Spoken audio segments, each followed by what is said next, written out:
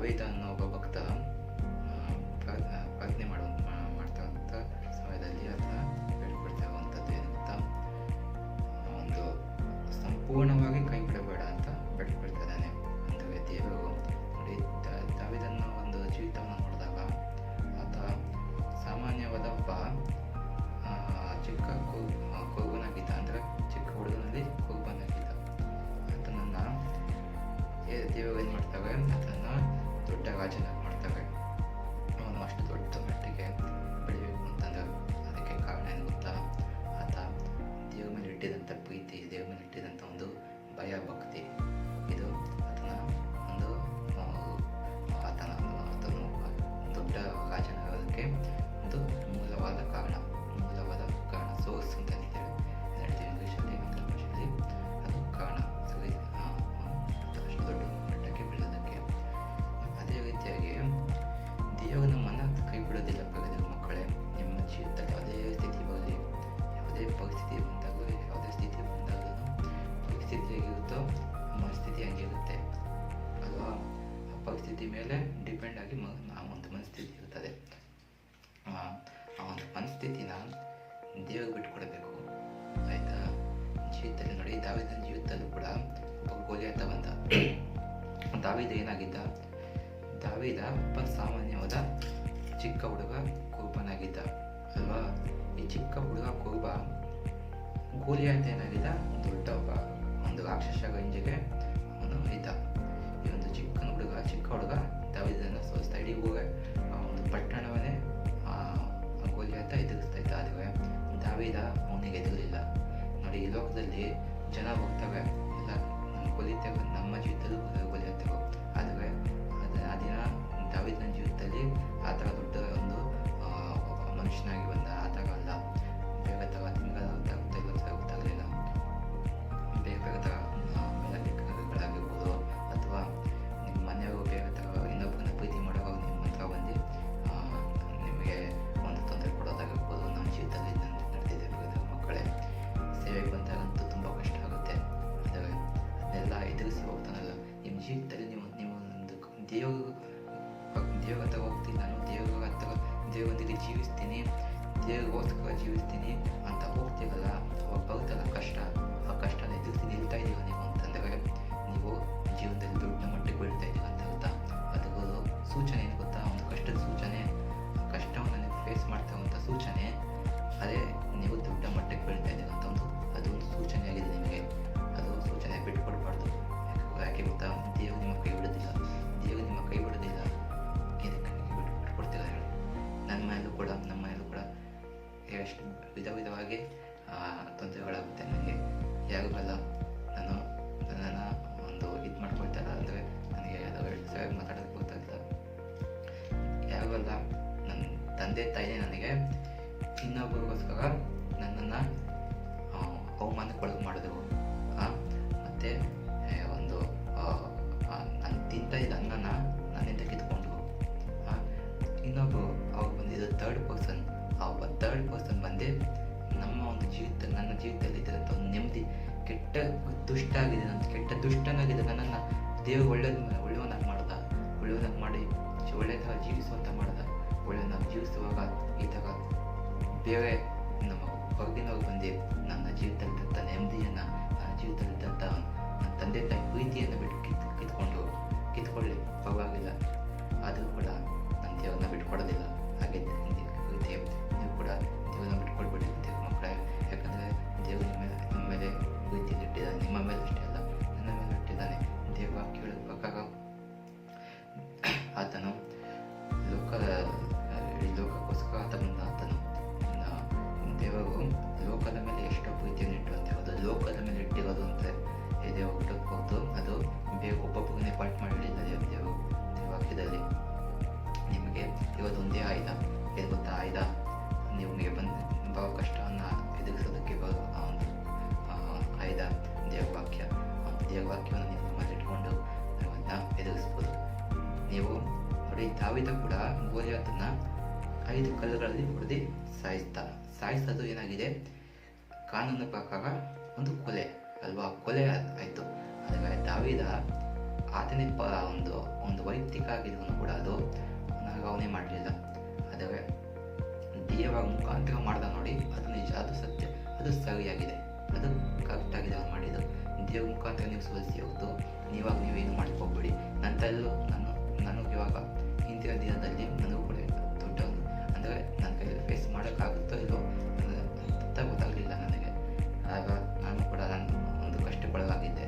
ನಮ್ಮ ತಂದೆ ತಾಯಿ ನನಗೆ ಅವಮಾನ ಮಾಡಿದ್ರು, ಇನ್ನೊಬ್ಬರಿಗೋಸ್ಕರ ನನ್ನನ್ನು ಅವಮಾನಕ್ಕೊಳ ಮಾಡಿದ್ರು. ಅವ್ರನ್ನ ಮೇಲೆ ಒಂದು ಇದಕ್ಕೆ ಇಟ್ಟು ನನ್ನ ಕೆಳಗಡೆ ಹಾಕಿದ್ರು. ಆಗ ನಾನು ದೇವರನ್ನ ಬಿಟ್ಕೊಡಲಿಲ್ಲ. ಇಡೀ ಲೋಕ ನಿಮ್ಮನ್ನು ದ್ವೇಷ ಮಾಡಲಿ, ಇಡೀ ಲೋಕ ನಿಮ್ಮನ್ನು ಕೈ ಬಿಟ್ಬಿಡಲಿ, ಇಡೀ ಲೋಕ ನಿಮ್ಮನ್ನು ಅವಮಾನ ಮಾಡಲಿ, ಆದರೆ ದೇವರು ನಿಮ್ಮನ್ನು ಯಾವುದೇ ರೀತಿ ಕೈ ಬಿಡೋದಿಲ್ಲ. ಯಾಕಂದರೆ ದೇವರು ನಿಮ್ಮ ಮೇಲೆ ಎಷ್ಟು ಪ್ರೀತಿಯನ್ನು ಇಟ್ಟಿದ್ದಾನೆ. ಅದಕ್ಕೆ ದೇವವಾಕ್ಯವನ್ನು ಹೇಳುತ್ತೆ. ನಿಮ್ಮ ಹತ್ರ ಏನು ಹೇಳ್ತಾ ಇಲ್ಲ, ಹೌದು, ದೇವವಾಕ್ಯ ಹೇಳ್ತಾ ಇದೆ. ನಿಮಗೆ ಒಂದು ಕಷ್ಟ ಬರ್ತಾ ಇದೆ, ನಿಮಗೆ ಒಂದು ಕಣ್ಣೀರು ಇಡ್ತಾ ಇದ್ದೀರಾ ಅಂತಂದರೆ ನಿಮ್ಮ ಕಣ್ಣೀರೆಲ್ಲ ಹೋಗಿ ನಿಮ್ಮ ಆನಂದ ಆಗುತ್ತೆ. ನಿಮ್ಮ ಒಂದು ಕಷ್ಟ ಏನಿದೆಯಲ್ಲ, ಕಷ್ಟ ಹೋಗಿ ಸುಖ ಆಗುತ್ತೆ. ಅದಕ್ಕೆ ನೀವು ಕಣ್ಣೀರು ಇಡ್ತಾ ಇದ್ದೀರ, ನೀವು ಕಷ್ಟವನ್ನು ಫೇಸ್ ಮಾಡ್ತಾ ಇದ್ದೀರ ಅಂತಂದರೆ ಜೀವನದಲ್ಲಿ ಮೇಲೆ ಬರ್ತಾ ಇದ್ದೀರ ಅಂತ ಅರ್ಥ. ಅದರ ಒಂದು ಸೂಚನೆ. ನನಗೆ ನೋಡಿ, ನನ್ನ ಜೀವಿತನೇ ತಗೊಳ್ಳಿ. ನನ್ನ ಜೀವಿತದಲ್ಲಿ ನನ್ನ ತಂದೆ ತಾಯಿ ನನಗೆ ಎದುರಾಗೋದು ಸೇವೆಗೆ ಬಂದಾಗಂತೂ ಕಷ್ಟ, ತುಂಬ ಕಷ್ಟ ಇದೆ. ನಿಮ್ಮ ಒಂದು ವೀಕ್ನೆಸ್ಗಳನ್ನು ಇಟ್ಕೊಂಡು ಸಹಿತ ಭಾಳ ಥರ ಆಟ ಆಡಿಸ್ತಾನೆ, ಆಟ ಆಡ್ತಾನೆ. ನಮ್ಮ ತಂದೆ ತಾಯಿ ನನಗೆ ಎದುರಾಗಿ ನಿಂತ್ಕೊಂಡ್ರು, ನನ್ನ ಎದುರಾಗಿ ಅದನ್ನು ಕೂಡ ಇನ್ನೊಬ್ರು ಥರ್ಡ್ ಪರ್ಸನ್ಗೋಸ್ಕರ ನನ್ನ ಎದುರಾಕೊಂಡು ಪರವಾಗಿಲ್ಲ. ನನಗೆ ಇದನ್ನೆಲ್ಲ ಜಯಿಸುವಂಥ ಶಕ್ತಿ ನೋಡಿ. ನನಗೂ ತಲೆಯಲ್ಲಿ ಏನೋ ಆಲೋಚನೆ ಬಂತು, ಏನೋ ಮಾಡಬೇಕು ಅಂತ ಆಲೋಚನೆ ಬಂತು.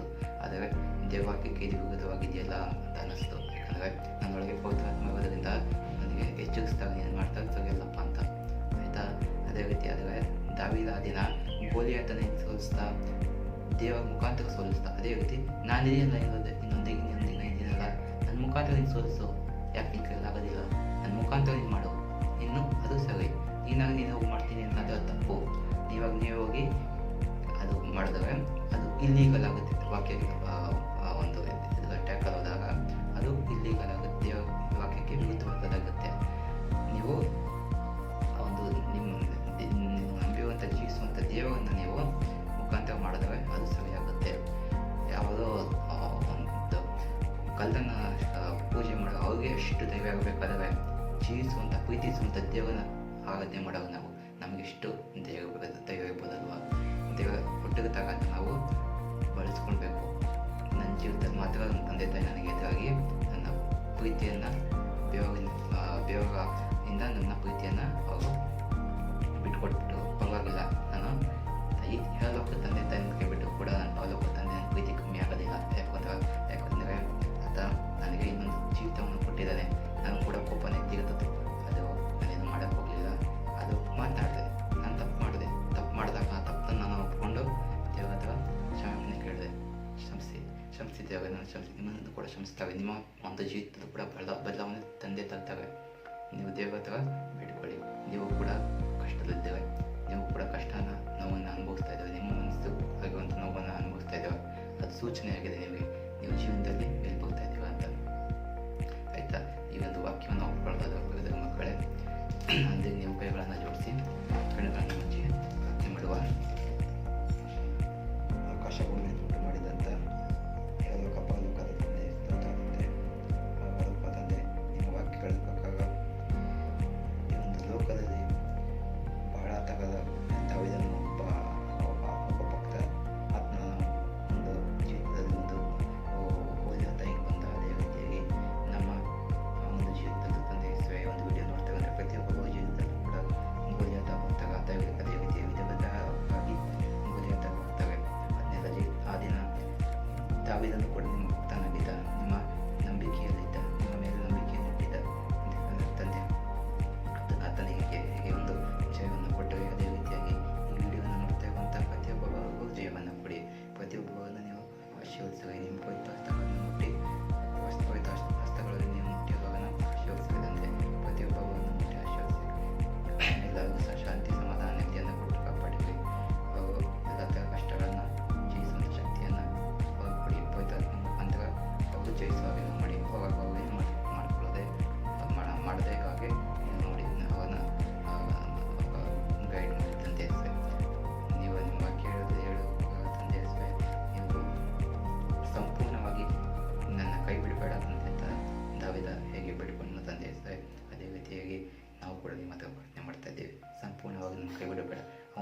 ಕ್ಷಣದಲ್ಲಿ ಮಾತ್ರ ನೀವು ನಮ್ಮನ್ನು ಒಂದು ಕಣ್ಣಿಗಿಡಬಹುದಷ್ಟೇ. ಅದು ಕ್ಷಣಿಕ ಆಗಿದೆ, ಒಂದು ಕಣ್ಣಿಗೇನಿದೆ ಕ್ಷಣಿಕ ಆಗಿದೆ ತಂದೆ.